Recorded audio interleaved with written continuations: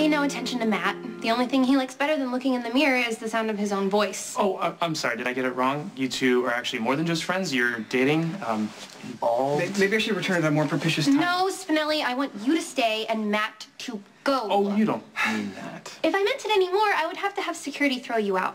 I might just do that anyway. Appears I've intruded on a most volatile conversation, one that I care not be privy to. No, Spinelli, Matt is repeating things out of context. I told him that you were my very best friend in the whole world. And that you two would never date. I was trying to be really nice about this. Were you? Really? Let me be clear.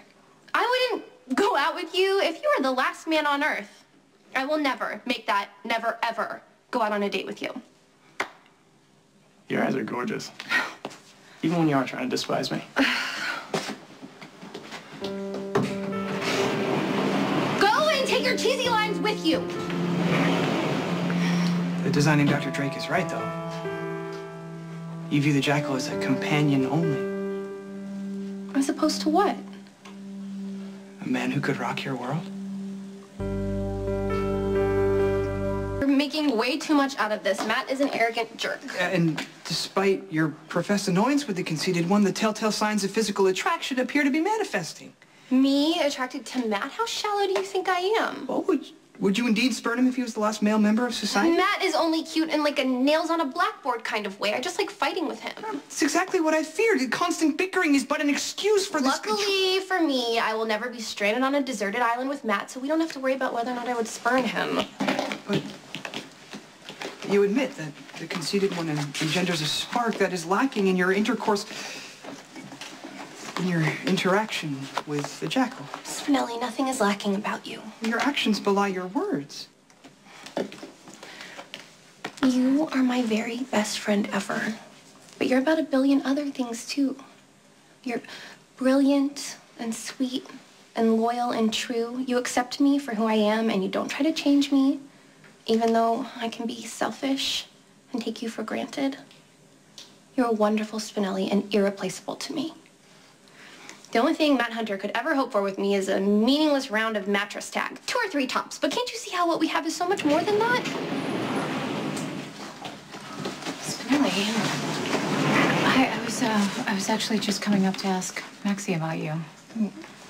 What is the nature of Fair Smith's inquiry?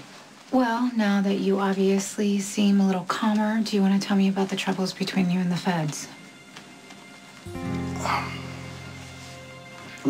While the jackal is greatly relieved to avoid permanent incarceration, he is deeply concerned for Stone Cold. Why, Jason's not in custody, is he? No, but he is the sole reason that the jackal is going to hack another day. Did he happen to tell you what he did to be able to get you released? No, and don't bother asking him. He probably won't tell you any more than he told me. You braved the icy stare of Stone Cold to ask him such questions?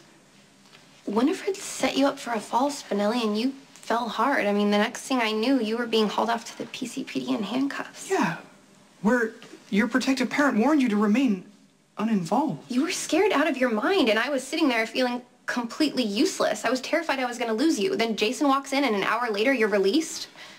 I wanted to thank him, find out how he did it, but of course he had to get all grumpy and rude, so I think maybe all of us should just leave it alone. All right, well... Don't believe me. I'll prove it to you next time you're at the office. Boys are so much more ticklish than girls. I accept your challenge. And if you're right, I will go out on 1 date with you. Happy? I have to go. I'll talk to you later. Bye. Spinelli, why are you covered in ink? The Fashionista's printer was indeed having problems, but they are rectified now. Thank you. I think I inadvertently overheard you making an overture to a member of the male persuasion. The conceited one, perhaps? Oh, gross. Like I would ever talk to Matt like that. No, it was Federico from New York. Sometimes I flirt with him, so he gives me samples from his collection. But your enticing words are never backed up by action? You mean, do I go out with Feddy?